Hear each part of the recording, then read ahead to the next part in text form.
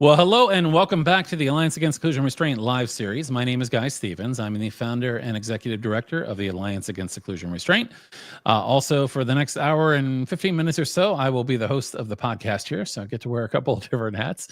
Excited to have you here as always. It is Thursday, May 8th, 2025. It's amazing how time flies when oh gosh, I guess you have a lot to do. Really excited to have you here today. We've got a great conversation in store. We've got a number of guests with us here today, including Katie Pagnotta, who I've had an opportunity to get to know a bit. We're going to be talking about Katie's book and some work that's being done with a school system. So excited to get to that in just a moment. But before I do, if you're not familiar with who we are and what we do, the Alliance Against Seclusion and Restraint was started about 6 years ago. We began really with a mission focused on the use of restraint and seclusion, but that mission began to really grow. It wasn't just restraint and seclusion. It was a lot of the punitive and exclusionary things often done to kids. It was restraint, seclusion, suspension, expulsion, corporal punishment in some areas. It was really a lot of things being done to people in the name of behavior, and a lot of things being done because people didn't know what else to do. And a lot of the things that they were doing weren't working for kids, weren't working for teachers, weren't working for staff, weren't working for families. And we really began to do a lot of work around trying to figure out what are the better things that we can and should do. How do we better support not only the children that need support, but also the educators and the families. And been doing this work now for quite some time and have had the opportunity to work with a lot of amazing people. And hopefully this is making a difference.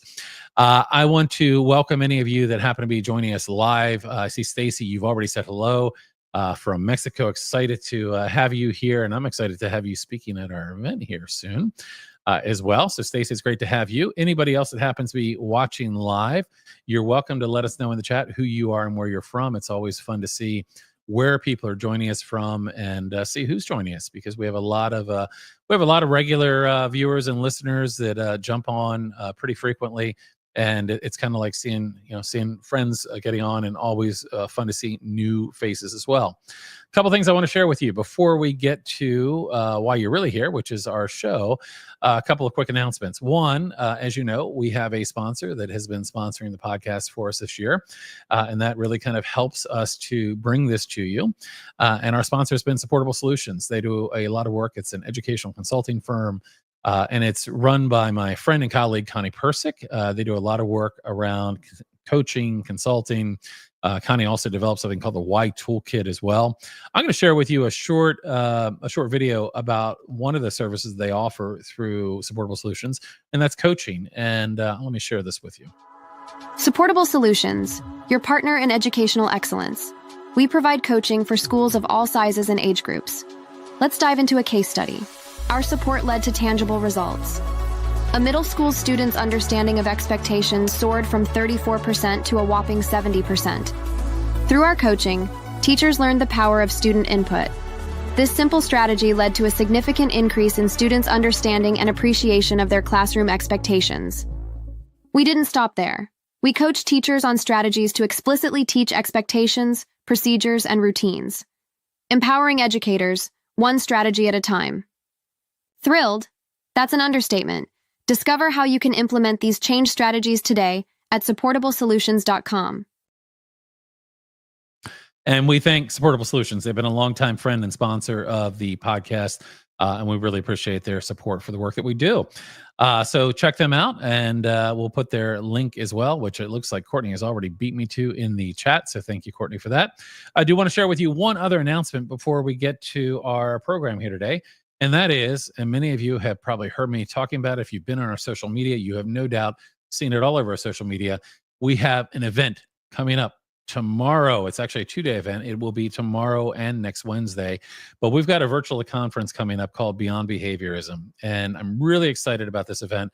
Of course, I'm really excited, and right now a little overworked trying to get ready for it. But we've got this great virtual 2-day conference. We've got over 13 live presentations. We've got 2 special guests. When you get a ticket, which is only $79, you get access not only to the live event, but also the recording. So even if you can't make the live event, in fact, we have a lot of, over 300 people now that have signed up from over a dozen countries. And in that over a dozen countries, we have people that are on the other side of the world, and of course won't be necessarily watching in the middle of the night. So we have many people that might just be watching it after the fact, and that's an option for you as well. Lots of amazing speakers. I'm not going to go through everybody right now. We do have a couple special guests. We've got Dr. Mona Della Hook, Alfie Cohen as well. I do want to point out to you one thing I haven't talked about as much here as we've been getting ready for it, and that's because we were getting all the details worked out. But we have a voice of lived experience panel. And I think this is really going to be meaningful. We're going to be diving into experiences with ABA, or applied behavior analysis. We've got 4 individuals joining us. We've got a really fantastic set of experiences and perspectives to share. And I'll tell you, I got to preview a little of this today, and we're going to be doing it live, but it's really going to be impactful.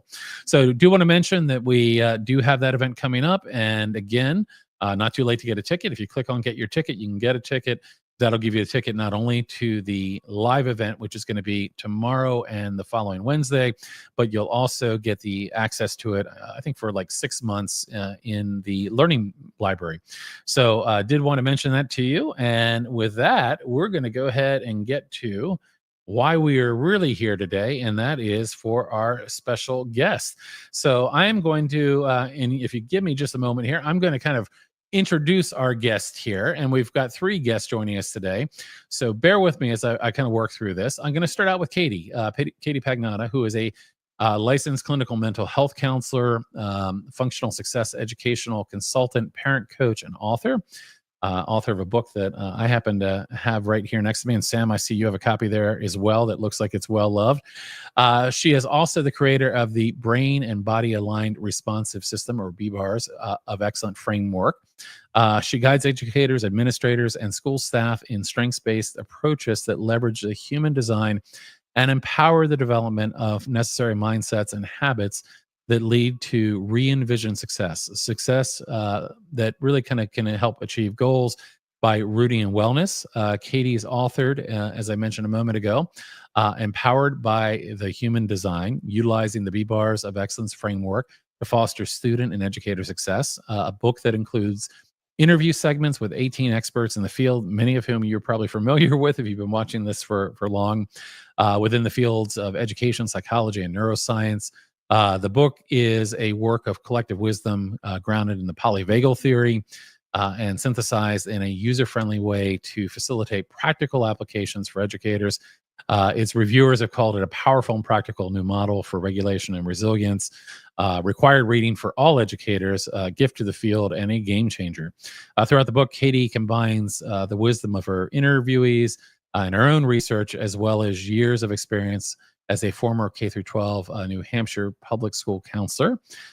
Katie utilizes her book and framework as tools to support schools in their journey, and we're going to get to hear about this today, of moving towards neuroscience-aligned education.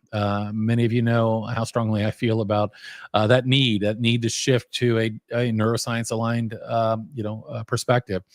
Katie is passionate about providing professional development opportunities that support the whole school community in order to help educators and students thrive. Katie, it's great to have you here. It's great to see you again. We've known each other for a while now. I don't know how long it's been, but I know you and I got to connect at one point a while ago, and you sent me a copy of your book, and I really greatly appreciate the work that you do. So it's great to have you here today, Katie. Thank you so much, Guy. It's really exciting to be back. Great. So let me move on to Sam. And Sam, if I can just have you, there you go. So there we go. We have Sam Chadwick, who has been working as an educator for 5 years, 4 of which have been at Somerset Elementary School.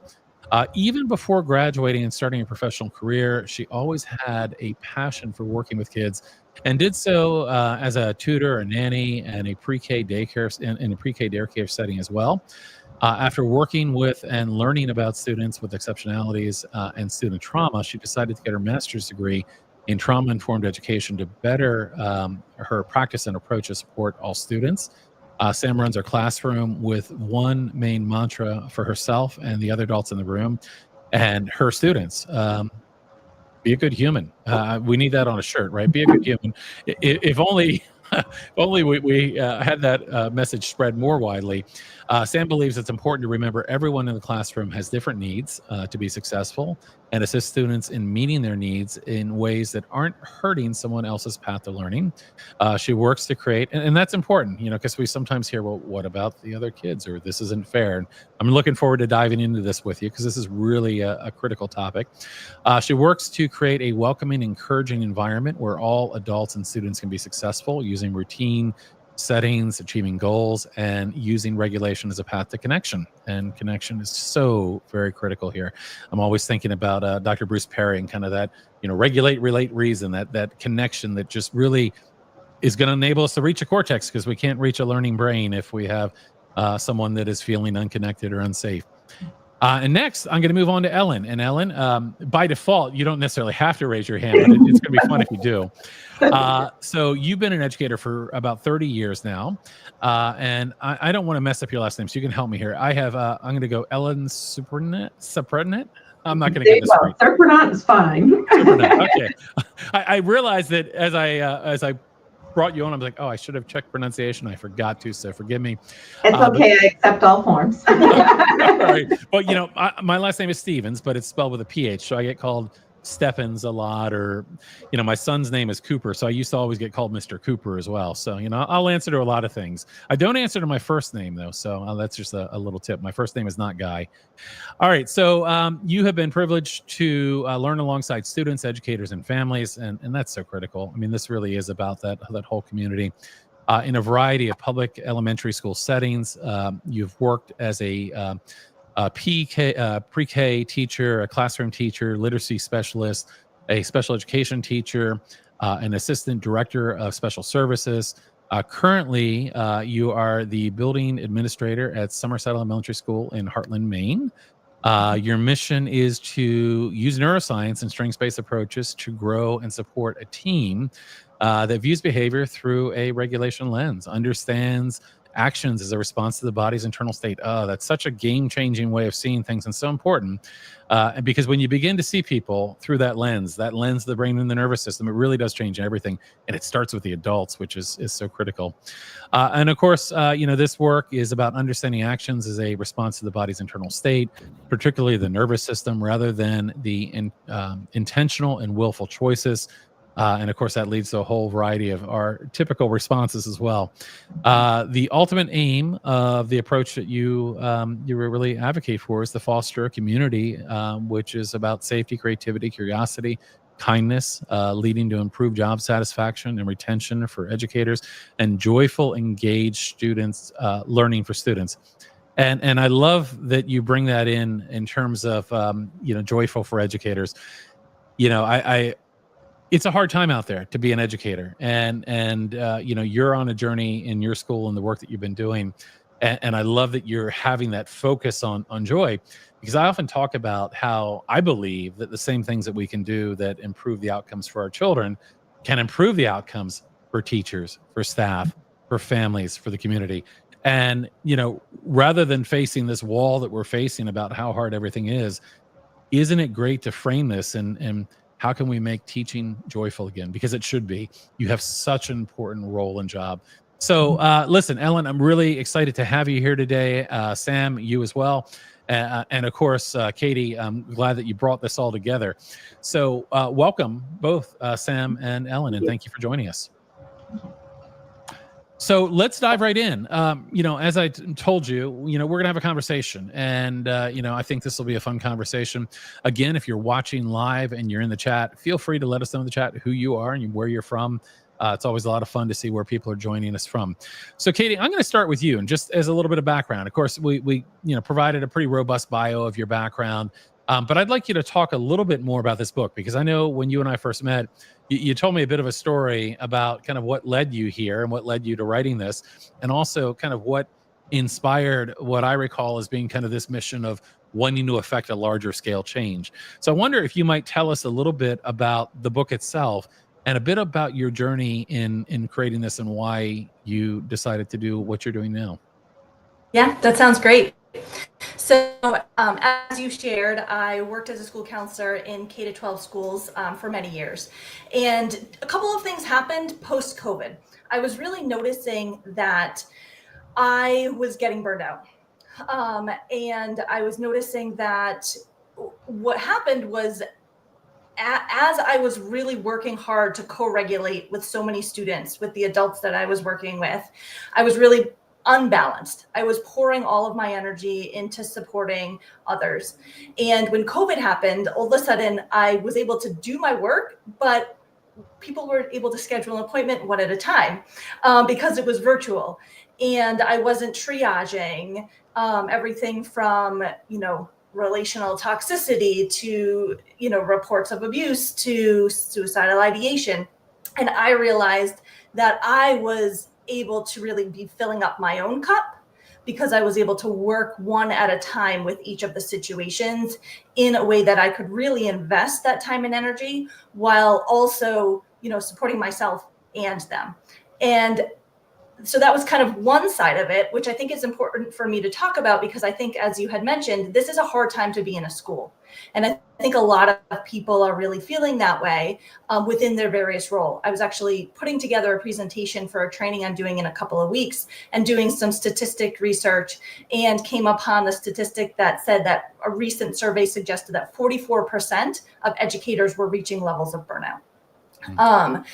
And what's interesting, and this kind of bridges to the other side of this, is that I also looked at the YRBS data that talked about how about 40% of high school students are experiencing persistent feelings of sadness, hope, and hopelessness.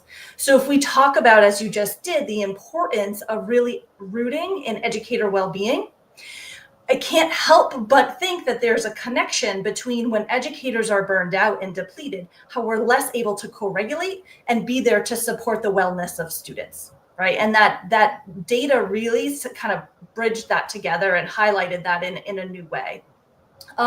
So I was also seeing in the school that I was working with that there wasn't a lot of restraint. There was occasional seclusion, but there was a lot of compliance-based systems that were happening. And the most vulnerable kids were in this cycle of continuing to struggle. And I was seeing that their shame was increasing. And I just really knew that there was really good best practices out there and interventions that if educators and administrators and school systems had better access to, that we could better support not only the students that we were working with, but also the educators. And then so those two factors kind of came together for me to say, you know what, I really want to take some time to step out of the system, collaborate with experts in the fields of education, psychology, and neuroscience, and put together a book of collective wisdom that's an easy, accessible tool that really highlights a neuroscience-aligned approach to education. And that's really how Empowered by the Human Design was born.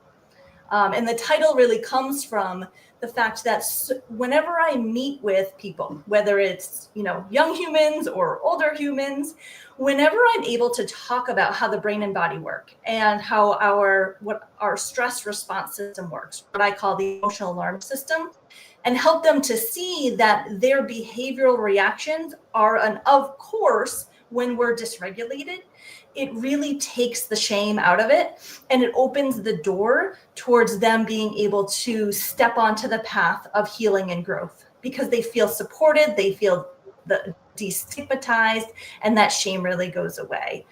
And so that's really why I titled the book in the way I did, because I see that people just become empowered to really, as educators, work with students in a different way, and for young children to be able to feel empowered to advocate for what they need with the adults around them and to become more successful.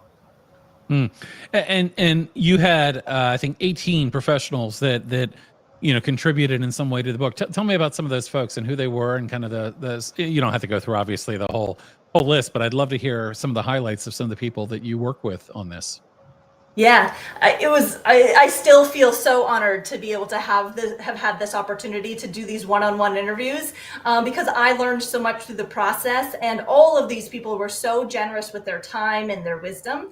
Lori Desatel, who I know you speak with often and talk about often, is a real leader in the field of educational neuroscience. And so I got a chance to interview her and speak with her. And she's been very much a formidable mentor in my work in this area. When I was a school counselor, I utilized the zones of regulation frequently. It was a way that kids were really able to, in a concrete way, understand regulation. And so I was really honored to work with Leah Kuipers, who created the zones of regulation.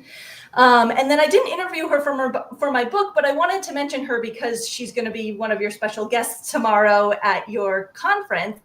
But Mona Delahook was also somebody who was very instrumental. I, read her book, Brain and Body Parenting, or I think that's what the title is. And I had some questions and I reached out to her via email, and she was so generous in responding and engaging in a conversation through email that was really supportive as well. I also was able to interview educators, school counselors who are in the field right now. So many people, but those are to name a few. Yeah, no, that's fantastic. So I want to shift gears for a second, and I'm gonna go over to Ellen and Sam for a moment, and just want to get a sense of a little bit of your journey. So, we work with families and educators from all over frankly, all over the world. We have it's not unusual that we have people that'll join us from New Zealand and Australia. The conference we're doing here tomorrow, we've got, I think, over a dozen countries.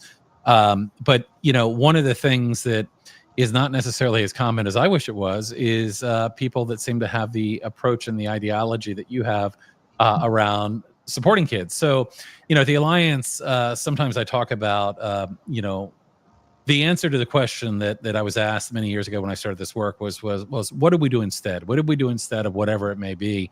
And, it took a little while to develop kind of what the ideology is now, but we often talk about these 5 principles we think are really important. It's about being trauma-informed, neuroscience-aligned, neurodiversity affirming, relationship-driven, and collaborative. I believe at a very high level, those are the answers to what we do instead. Moving away from, as Katie put it earlier, a lot of these compliance-based approaches, which not only aren't effective for a lot of kids that really need help the most, a lot of these actually can go in the opposite direction. A lot of these approaches that are very, very common. But one of the challenges is that much of what I'm going to guess is on your journey, and I know has been on Katie's journey, is still not necessarily commonly being taught in education programs around the nation. I've often said that, and this is true in many areas, but higher ed is sometimes lagging behind in some areas of what we should be doing. That's not to put too wide of a brush here and say that everywhere. I mean, there are some great programs. Big fan of Dr. Laurie's Applied Educational Neuroscience program. And there are certainly other, great trauma-informed programs and others. But we do have a situation where a lot of people aren't on the journey or haven't started the journey that you're on. They're doing a lot of things the way that they were done 10 years ago that just simply aren't working. So I wonder, and we can, I'd love to hear this from both of you, but I wonder if you could tell me a little bit about, your journey. And, the one thing I know about journeys is they're, in the rear view mirror, we look back and we think, oh gosh, I don't believe I was doing that then, or, oh yeah, this is when this really clicked with me. But it's an ongoing process. As much as, you think, a situation happens, a student, you come in and you suddenly are learning more. So if you would, tell me a little bit about your journey. How did you get kind of moving in this direction of, understanding behavior through the lens of the brain and the nervous system and doing some of the work that you're doing? So Ellen, I'll start with you. I know you've been, okay, go ahead. Yes, as you know, I've been in it for a while, and my journey goes all the way back to 1998. So I'm not going to fill in every detail, but way back in 1998, Ross Greene was saying kids will do well if they can. And we could see this lens that something needed to be shifted, and there was just this paradigm about behavior and kids being trying to control and trying to manipulate, and that old paradigm just solidly in place then, which unfortunately we sometimes see now. So you go on this journey yourself of what can you do. And one of the things that I did early on was become a safety care trainer, which, chapter 33 in Restraint and Seclusion, it's a crisis prevention program, which ultimately leads to teaching skills to people around that. We focused so hard on that de-escalation stairwell, like look at the child and look at yourself in the mirror. And every action you take with a student is causing a reaction in that student. So what you just did, maybe giving them a few moments to breathe or giving them a little prompt or a redirect, did that increase their dysregulation or did it decrease it? And so, we taught that a little bit, but things didn't change, because if you didn't let go of that paradigm, if you couldn't look at behavior through that lens of regulation, nothing changed. So then we started to pick up work with the ACEs, with responsive classroom, with the zones of regulation. And so I started training staff in all of these things. So you can imagine a new staff member coming in and I'm saying, and whether it's an ed tech or a teacher, I'm saying, welcome, you need to know this. Here's teaching children to care in the first 6 weeks of school. Here's this. Okay, and here's the power of your words. And here's the zones of regulation. And now you have to go to 24 hours of responsive classroom training, and just so cumbersome, right? You can't possibly have the time and space in a school to train every one of those. So my journey became even more interesting when Sam came on board, because she shows some real promise from what the universities are doing and the young people who are coming out of school with this knowledge. So exciting to onboard new staff. And so she will certainly talk about that. And then shortly thereafter, I met Katie, who had neatly packaged all of this work into one piece that our school could begin to look at together. And I'm sure we'll talk more about that later, but how unifying can it be to have one resource that we can all speak a common language and keep coming back to? So again, my journey's been long, sometimes frenetic and overwhelming, because there's just so much people working in schools need to know, and they frankly do not come into schools with that knowledge. Yeah, no, absolutely. And again, I mean, it is a journey. One of the things that you were sharing, you were talking about kind of de-escalation, and there's a quote that I love. In fact, it's on the bottom of my email. It's a quote that says something to the effect of, rather than pulling people out of the river, we need to go upstream and figure out why they're falling in. And while de-escalation can be a valuable skill, really, when we can begin moving upstream, when we can begin understanding, why is someone having a difficult time? What is it in the environment? What is it that, that may be causing them to feel unsafe, or, whatever the case may be?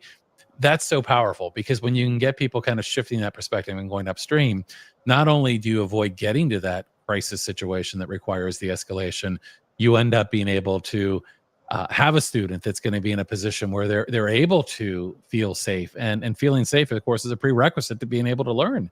We can't learn if our brain is in a protective state.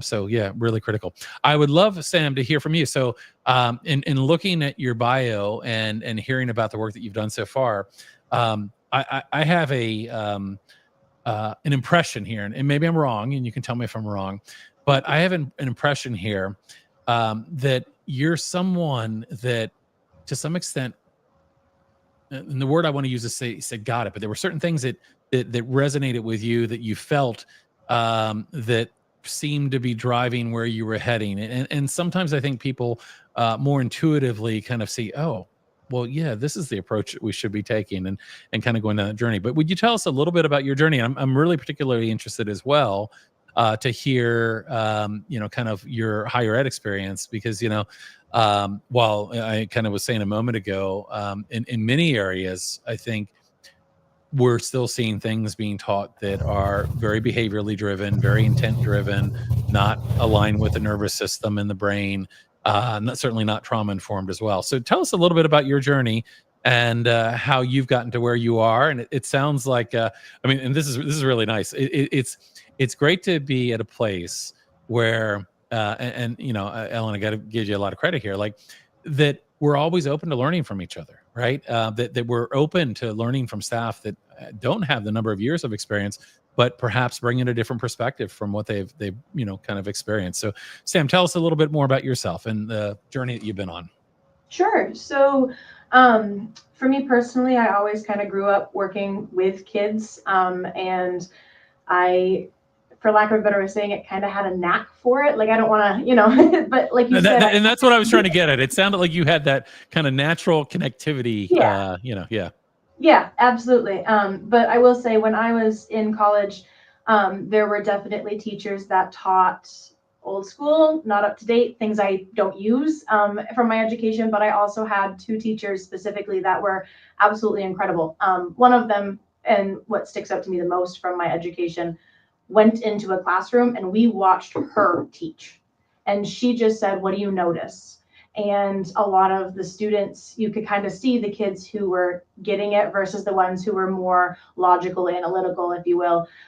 They were talking about the academics she was teaching, where there was a section of us that was like, "Oh, I noticed you told that student that they could, stand while they're doing their work instead of sitting, or that student could go do this." And that was her entire purpose, was to get you to notice the little things that had nothing to do with the academics. And that lesson itself has stuck with me forever. And that was kind of one of those changing points where it's like, oh, the methods, I don't need to know necessarily how to teach the science unit and the standards. And yes, all that's important, but her push in this class was to notice the connection and the regulation and how to get ahead of that.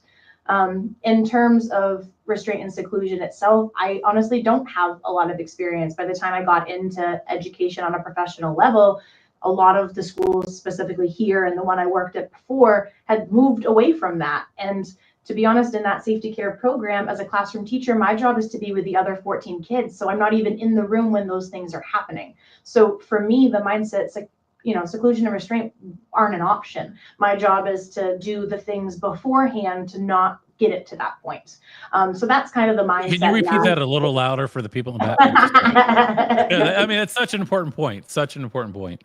Yeah, so that was where a lot of my experience kind of led me from my secondary education. Was that one teacher, that lesson really stuck with me, and I tried to implement that because, the curriculum is different at every school and the schedule is different at every school, but if I could at least connect with the kids, no matter where I am, I'll have a starting point to launch from. And then when I got working with kids, originally I was going to get a master's in special education.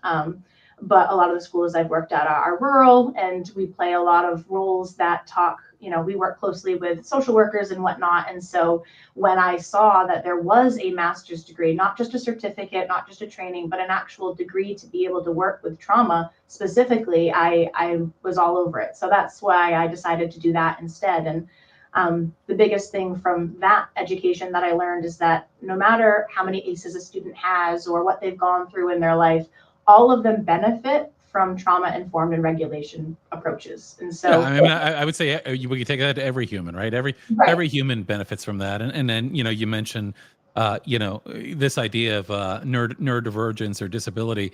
There's a tremendous intersection there with trauma as well. Being a neurodivergent individual in a world that is not designed for you, in and of itself, can be a daily source of stress, and that can lead to a lot of trauma. And I think, when you begin to apply these ideas and approaches to every human that you come in contact with, and that even goes a step further. One of the things that we often have talked about is, and it sounds like from what I've already gathered that you're in this kind of place, but when you bring in things like trauma-informed ideology and you bring in neuroscience and you bring these things into your settings, it's really critical that they become part of the fabric of the organization, the facility. You can't simply be trauma-informed towards children if the staff don't have that same ideology towards other staff. So if the leadership doesn't, extend that to the staff and to the families, when you begin to have that, when you begin to think about, oh, well, here's a parent who's never had a teacher call them with a good thing about their child. This is a parent that probably is carrying trauma about having the phone ring and seeing it's a school. It makes a big difference. So it's so important that these things really begin to take hold within the entire system to really make a difference, don't you think? Yeah. Absolutely. Yeah. It was interesting what you said about, restraint and seclusion. And one of the things that we find is that, I mean, as you mentioned, there often is very little, I mean, it may never even be mentioned in an education program. You may never even hear that there may be such a behavior that someone deems is necessary of a restraint or seclusion, much less what it is. And what can happen is a new teacher, if you, and it sounds like you came into a place that, I mean, I'll just say lucky you, like, that was very aligned with your own ideas, and seems that you're even influencing in even a more a direction of more alignment, and that's really fantastic. But if you take a teacher just out of an education program and you put them in a school where this is the practice, this is the things that they're doing, that educator may think, well, this doesn't feel right or doesn't seem right, but this is what I'm being told to do. And I mean, I know people that have left jobs over that, but I also know people that have kind of said, well, I guess it's what I should be doing. This is what I'm being told to do. And it's that dirty compliance word, which I don't like very much. But, next thing you know, it just kind of become the way that you think you have to do it. And these things are actually really traumatic, not just for kids, but for the teachers and the staff. I mean, there's nothing at all that is pleasant or rewarding about restraining or secluding a child. And that trauma that the adult endures, in that, can actually lead them to be hypervigilant, can lead them to have stress behavior, can lead them to be more reactive. So it sounds like you were really fortunate there. Unfortunately, if you look across the state, Maine's a good example. You look across the state of Maine, you'll find districts where, there's very rarely the use of restraint and seclusion. You may be aware, but just recently, there's been some policy discussion in the state of Maine about lessening the standards of use for physical restraint and seclusion. And that was after some work a couple of years ago to tighten up the laws, because there are some people that believe, like, well, these things are absolutely necessary. We can't imagine a world that we can't, put a child into a seclusion room. So it really can, I mean, that is definitely a gap in terms of, kind of the higher ed piece. But there's only so much you can fit into a program, I suppose, at the end of the day. So, Katie, I'm going to shift over to you for a second, and really what I want to hear about is, one, I mean, how did you come together here? And what I'm assuming from what I've gathered so far is that when you did come together, you began doing some work around the kind of the system that you helped to put together. So why don't you tell me a little bit about how all of you came to be, kind of acquainted, and the journey that you've been on, kind of from your perspective. Yeah, great. So I did a presentation at the Maine Principals Association, and it was actually when the book wasn't yet published. It was in the very final stages. It was actually, I was at a cafe right before I went to go present at the conference, where I sent the final edits to the editor. And so it was a very exciting time for me. I think I even got into the conference room for the training and had another communication with the publisher. And so I was really excited. It was very exciting time for me. And I was able to present on the book and on the framework and on neuroscience-aligned education. And Ellen happened to be in the room. And so she contacted me afterwards and just said, similar to what she said today, hey, we've started this journey and we've been doing some, what I will call, very amazing work. But we want something that's going to bring it all together. And so she actually had a chance to read the book before it was even published. She appreciated the framework and the way that it integrated. And so then what we did was we did a leadership team book study of Empowered by the Human Design. And so everyone in the leadership team got a chance to read it. And then we came together at the end of the school year last year and had a full day retreat, where we talked about the framework, we talked about the book, we did an audit to look at the different components of the framework and what areas of strength Somerset was already had and what areas they wanted to improve upon. And from that, the team was able to leave that day making some very concrete systemic changes to some practices that they were doing, which was really exciting. And they'll be able to speak to kind of the positive effect that they've seen from that. And we also left that day where they were prioritizing the first part of my framework, which is called Developing the Builder, which is really looking at educator well-being and prioritizing that. And so then throughout the course of this year, the whole staff has been engaged in a book study with Empowered by the Human Design, where they've been working chapter by chapter, and the leadership team members have been guiding that process in small groups over the course of the year. I also came in and did a full staff training to really focus on educator well-being and help educators be able to create what I call EASE plans, emotional alarm system engagement plans. So to be able to look at, as Lisa Feldman Barrett talks about, withdrawals and deposits. So what experiences am I having during the school day that feel really good and fill me up? And which ones are withdrawals that really deplete me? And the school and the team and the educators have really dove in and kind of latched on to that concept in a way that helps them utilize a collaborative and strengths-based approach. So rather than feeling like, you know what, this part of my day is really hard for me and really beating themselves up about that, they've been able to say, this part of the day is really hard for me. And another person in the room is able to say, you know what, this is a strength of mine. And then they're able to collaborate. And that work has really come from being able to be vulnerable because we've, quote unquote, given permission, not that it was needed, but sometimes we need to kind of feel that we have that permission to say, hey, I'm not okay here. Hey, I need my own wellness needs met too. And so they've done amazing work at being able to really implement educator well-being, and then on this journey of aligning that with their practices and how they support students when they're dysregulated and how they support adults when they're dysregulated. That's great. No, I appreciate that. And I want to shift over, Ellen, to you for a moment and have you, from your experience and perspective, share a little bit. I'm sure educators have a lot thrown at them, and I'm sure to a certain point there's a little bit of fatigue sometimes. Like, what's the latest program going to be? Or how did you find people? In terms of you got some insight into this approach. You were kind of already in a very aligned place. It sounds like already from the work that you've been doing over your career. But how did you kind of bring this into the school and the settings that you're working with, and kind of get people excited, get people interested, and what kind of response did you have as you began to implement this? Okay, yeah. What I would say is, so we have a staff of 70.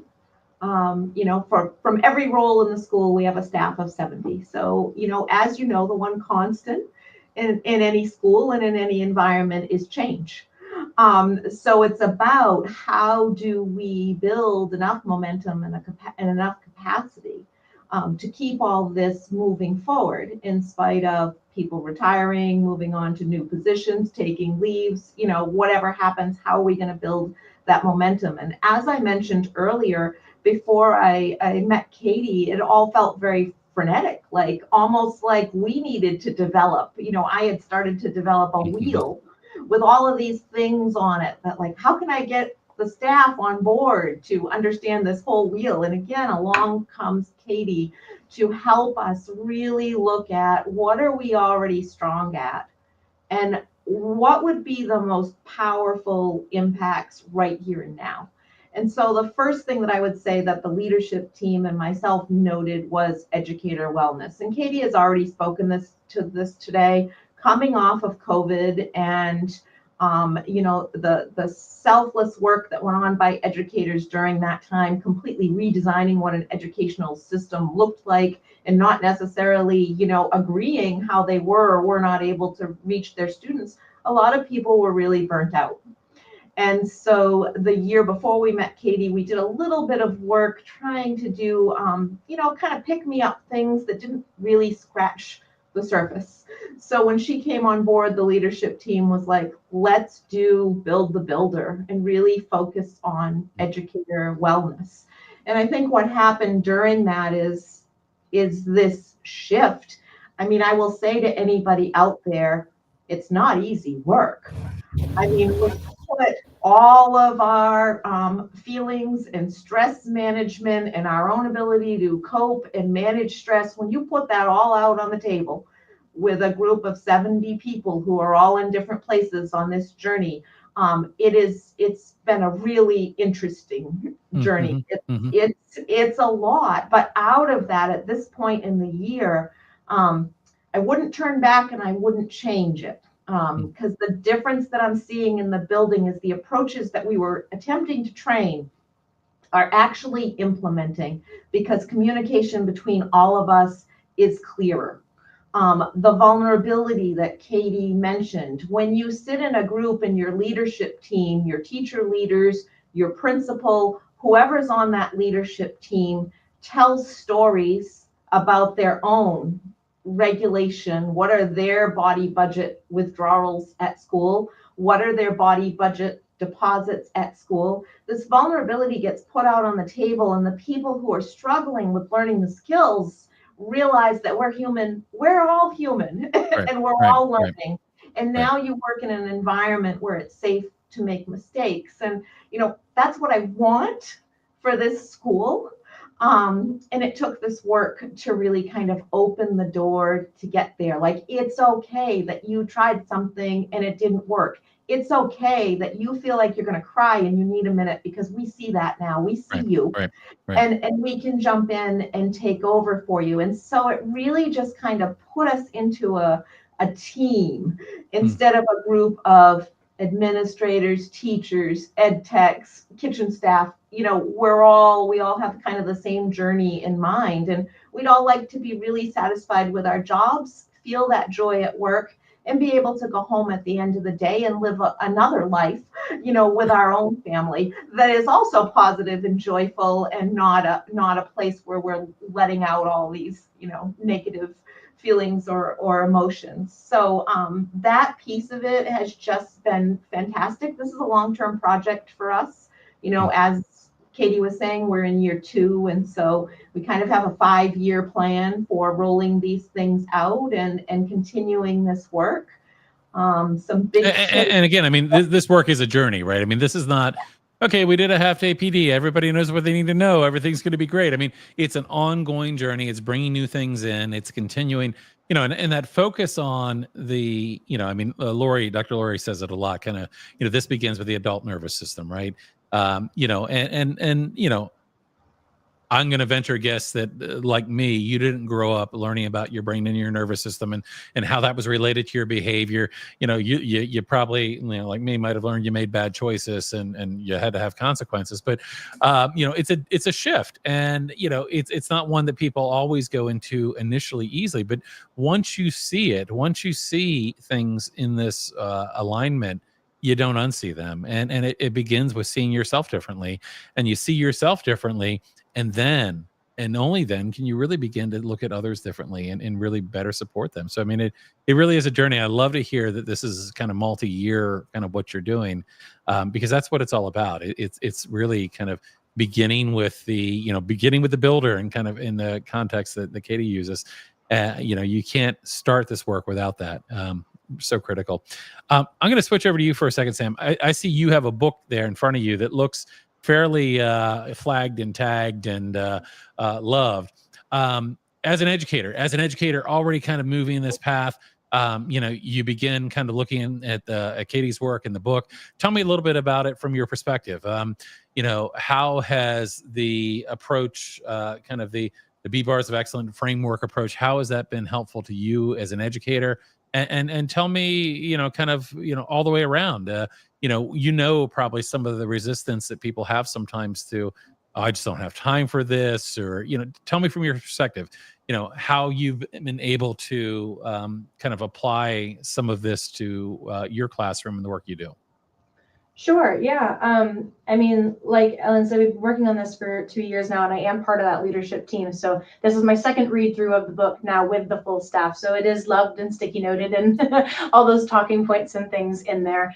But kind of like you mentioned that, half day PD, and here's that resource. And a lot of the trauma work that I had been exposed to was very kind of this and this and this. And it was, okay, but like, what does that look like in my classroom? How does that help me on a day-to-day basis? And Katie's book was the first that kind of took all of that information that I might have known or heard or seen and put it in one spot. This is when you use it. This is how you use it. This is why you're using it, all in one place, rather than it being kind of piecemealed apart. And so for me, that was what really drew me in, was the fact that this was a one-stop shop. It wasn't, I need to know the why from this training and I need to use the resource from that training. And it was easier as an educator to have one place to go for all that information. In terms of the staff and how that's gone, being a leadership team member, I've been one of the group leaders in these conversations. And what's been really helpful, kind of like Katie had talked about, is we've never been given, at least in my experience, we rarely ever have a PD where it's not education focused. There's a resource in our hand. We can't just talk about our day, about, with the things that we need on a day-to-day basis. And I think sometimes, granted, a whole kind of perspective is needed for a school, but those day-to-day basis are what leads to that burnout. And so having the opportunity to be able to have those conversations with the educators I work with every day, with the team that I see, and like Ellen said, putting our vulnerability out there first. So this is what really struggles. This is where I really kind of dip down in the day, and this hasn't worked and this hasn't worked. In that conversation, another educator can go, oh, I got time. I can take that student at that time of day and give you a break for a second. And we can kind of tap in and tap out. I think using Katie's book and the conversations we've been able to have while doing the professional development, we've been able to solve some of the nitty-gritty little things that allow for educators to go, oh, okay, this work, I see this happening. Wow, that was a chance for a conversation, a chance for it to change, to move forward. My day's a little bit easier, and those small pieces start to really add up. And like Ellen said, when we started this, there was a little bit of pushback of, is this just another resource, or are we going to continue this? And now seeing that this is the leadership team's year 2, now seeing that in those conversations, we're making actionable change and being able to use this work to step in and help some of those day-to-day problems, I think we've gained more confidence around the staff members to kind of start putting more of that vulnerability on the table. So I have a question I'm going to throw to both of you. And that's kind of thinking about this in a very practical way. And, again, you have been building a, kind of a culture and a foundation around this work for some time. But, I'm sure whether it's, as you're getting a new staff or people that might be stuck in some ideas that might not be working so well, who might be pushing back and saying, looking at things differently than you are. So, how do you apply this to the consequences crowd? And what I mean is these kids, what they need is these consequences, or, oh gosh, we have this new approach. And, how have you been successful in kind of, gaining some support in people that might be a little resistant? We've been trying to leverage any small practice that we can. And one thing that Katie gave us starting out were cowbells to really remind everybody, auditorily, that every experience we have is a moment of opportunity for our children and for ourselves to learn. So we made a big, gigantic cow at the end of the hall, so you can't come to school without seeing, that moment of opportunity. So everything we're experiencing with children is a moment of opportunity for them to learn and grow. Everyone in this building is under 10 years old. My goodness, it is up to us. And so that has helped. I feel like, when schools look at their support staff, ed techs are coming in with not a lot of background in education or in any of this science, and they feel like this pressure to fix it for the teacher, for the student, to get the job done. And I really feel like this work is the most powerful for them because we call everything the moment of opportunity. So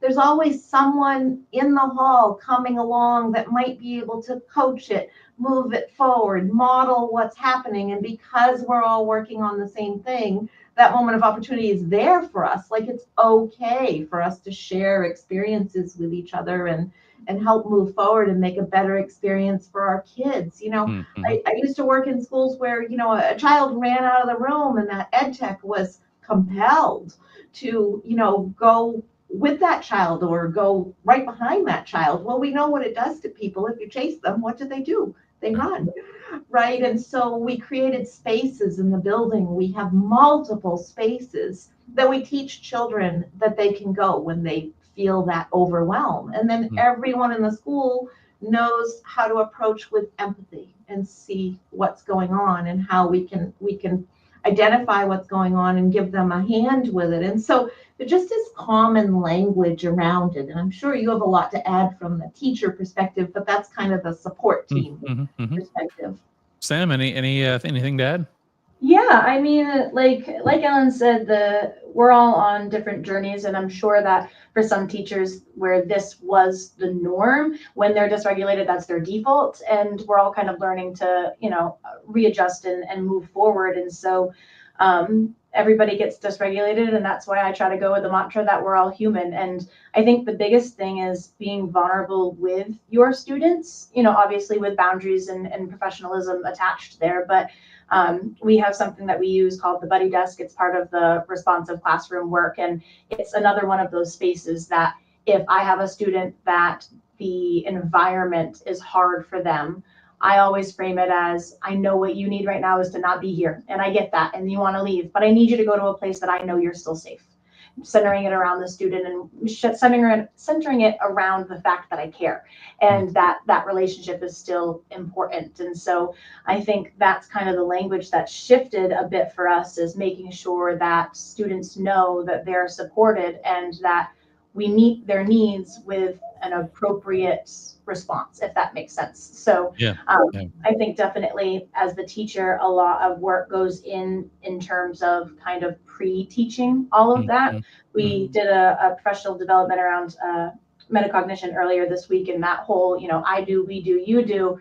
I don't typically use it necessarily in academics across the board, but I use it in regulations. So at the beginning of the year, I'm teaching them all of their options. And halfway through the year, I'm letting them choose, but we're doing it guided, and I'm helping those conversations and that talk around what do you need and how can I help you. And by this point in the year, they have all of their strategies. They know how to handle a situation. And we've gotten to the point that they can vocalize, my body is not safe right now. I don't feel regulated right now. I'm not ready to learn right now, whatever that language is. And they know what tools they have accessible to them to do so successfully. So we're not leading to elopements or physical, altercations and things like that. You said something, and I want to pull on this thread a little bit. You mentioned something about relationships. And of course, relationships can be foundational for safety, right? We feel safe when we feel seen and heard, and know that there are people there that value us. However, one of the things that you've probably heard, and I've heard, from educators, I don't have time. I don't have time for relationships. I don't have time. Or the other side of it is when people mistake the idea of a relationship for a genuine relationship, meaning that okay, well, we're going to build a therapeutic rapport. Kids see right through that. Kids see through things that are not authentic. What do you say to your peers or those that, as you're kind of in a supervisory role of some of this training? What do you say to people that say, I've got 25 students. I just don't have time to build these relationships. How do you sell them, whether it's on the importance of that or to help them shift their mindset?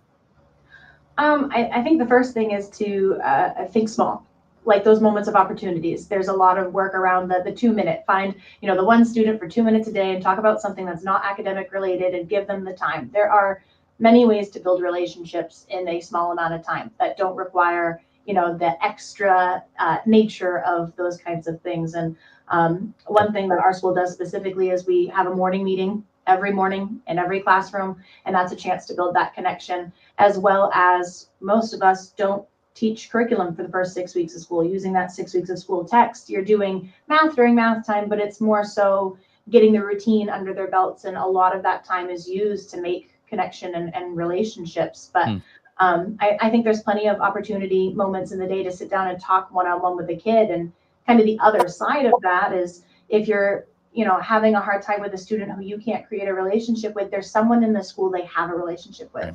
Right. And to use that, I mean, the biggest thing is to set, for lack of a better way of saying it, the ego aside of, if I can't get through to this kid, but I know that the teacher across the hall can we create some sort of routine where that teacher is able to check in with them and help them regulate? And then they, while I'm starting to build that relationship. Right. Yeah. And I think too, the understanding, and this is important, but I think it's easy.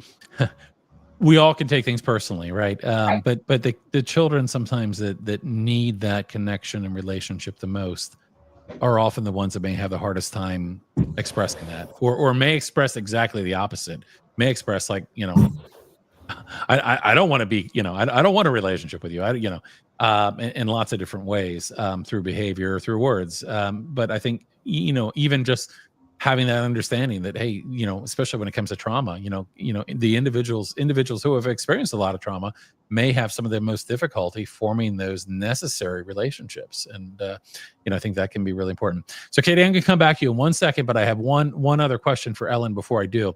And Ellen, I want to talk to you a little bit about kind of, what benefit, and what I mean by that is that since you've been doing this, tell me some of the benefits, and I'm even interested in are you looking at data related to any kind of disciplinary response as well?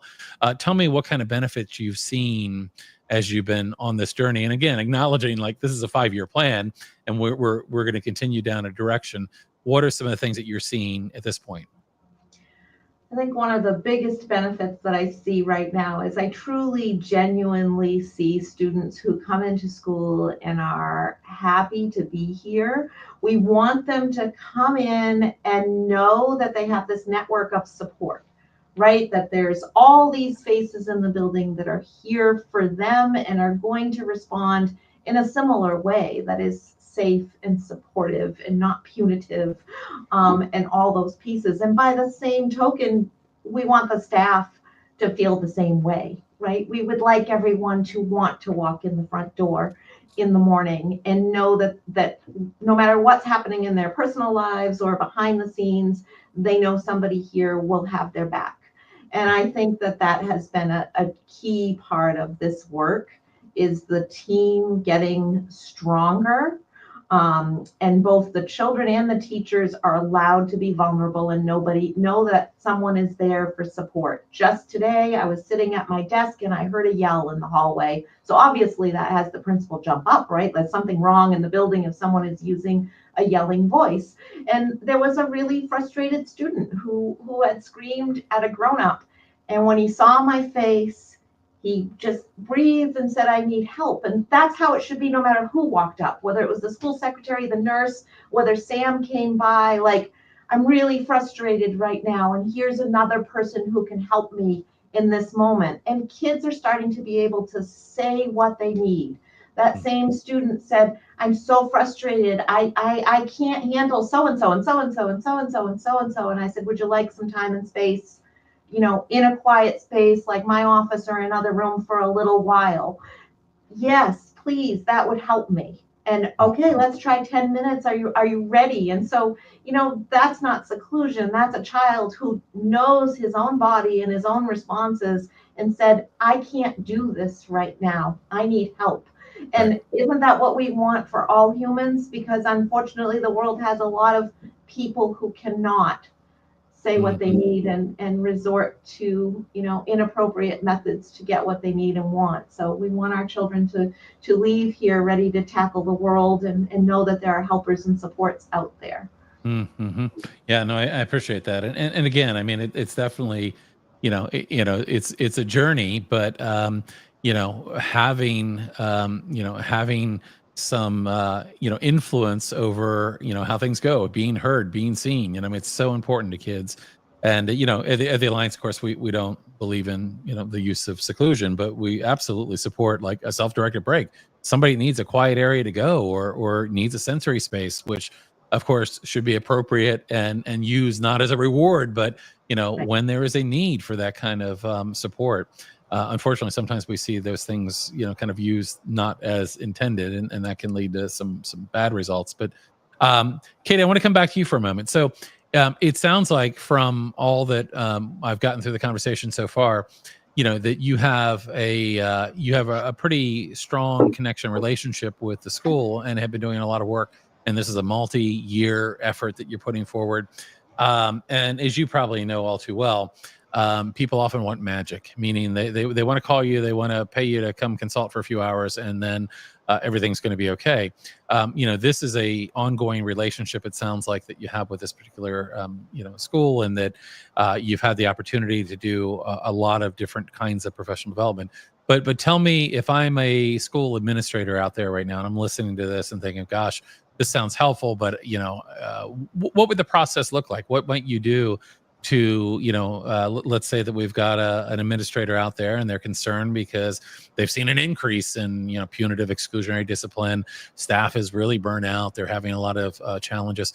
What might you offer, or how might you be able to support a school through your professional work? Yeah, great question. I just want to highlight, what we've talked about in terms of this being a journey. And, when a school is interested in the work, Ellen and Sam in Somerset came to this work already having done a lot of amazing work. And my work is coming and supporting the work they're already doing and integrating it and bringing it forward.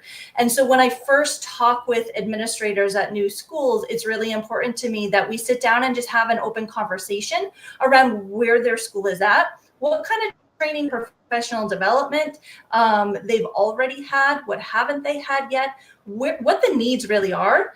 And I think that it's really important. BBARS of Excellence stands for Brain and Body Aligned, Responsive Systems of Excellence, right? And so one of the things that I think is one of the reasons that this has been successful at Somerset is that we've not only done a lot of collaborative work on developing the builder and looking at adult well-being, but we've also taken a look at systemic practices and how it all relates. And so sometimes I see that professional development happens in a way that's really fragmented from the practices and policies that are happening in the building. And that's something that can really burn teachers out, because they can be feeling like, hey, I'm invested in this, but yet when I ask for support with a student who's dysregulated, they go to the office and there's punitive punishment that's happening, right? So I would, first talk with the administrator about where they're at and how we can start working together to create common language and align what we're working on training with staff with the policies and practices in the building. Mm-hmm. Gotcha. So tell me, what's next for Somerset? What areas are you going into next? So what's on the agenda as they move into? I mean, we're in May now, so it won't be long before there's a new school year. Kind of where are they going in their program, and how are you going to be supporting that effort? Yeah, so this is like a really concrete way to look at the journey of this work. And so the support team, as they've mentioned, is a team that comes and supports students who are highly dysregulated that need that more one-on-one support. And so what happened through the vulnerability that's been happening, that's really been led and modeled by the leadership team, was educators were able to say, hey, we've been kind of this fragmented thing, right? We've been talking about educator well-being, but when the support team comes to support a highly dysregulated student, oftentimes educators are left feeling dysregulated themselves. And they were like, really did a fantastic job of having a voice and advocating for this systemic fragmentation. And so what we're doing now is we've created a system that is kind of like a prototype right now that we're going to be working to hone of how education, well-being, and regulation in this process supporting. So that's the direction that we're going. And then at the end of the school year, we're going to do another leadership team retreat and really look at the progress that's happened and look at what direction we want to prioritize for next year to build on the amazing work that they're already doing. Gotcha. So much of our conversation today, of course, has focused on work that you do in support of educators, but I also know that you do work that supports families. And there's a couple of things that I want to share. I'm going to bring up on the screen here. You offer some parent training. Would you tell us a little bit about that? And I know not only do you offer training, but you have a special coupon code for people that might be watching to be able to save 50%. So tell us a little bit about this parent training. Yeah, so one of the other things that I'm really passionate about is helping parents. I'm really passionate about helping any adult that is supporting children. Because when we have adults who are able to be regulated and have this neuroscience aligned mindset, they're able to better support the students or the children in their care. And what I often see is that parents are not given training, right? The baby leaves the hospital and they're like, good luck, right? Like, here's how you put the car seat in. But there's not really, a lot of work or information. I remember as a young father thinking like, there needs to be like an owner's manual here. I mean, we need a book. I now often point people to Mona's Brain and Body Parenting. I think that's a great one. But I mean, there still is there's a lot of bad advice that's given to young parents even today. I'd like to think, I mean, my kids are a bit older now, but I'd like to think that had improved over the last 15 or so years, but it hasn't necessarily.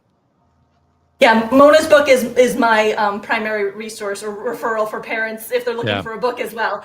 And so what happened as a school counselor was I was like kind of this middle person that worked with families, worked with the student, and worked with the educators and the administrators. And what I was really seeing was that as students struggled, we would come to the table, and it oftentimes, unfortunately, resulted in an adversarial situation where it felt as though parents often felt really vulnerable and sometimes felt attacked. And that's not how it should be, nor do I think that educators had that intention.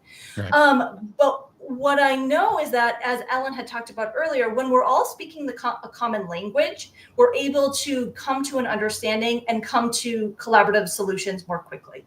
Mm-hmm. And so I designed this Parenting Made Easier, right? It's never going to be easy, but we can make it a little bit easier when we have some best practice interventions, approaches, and ideas.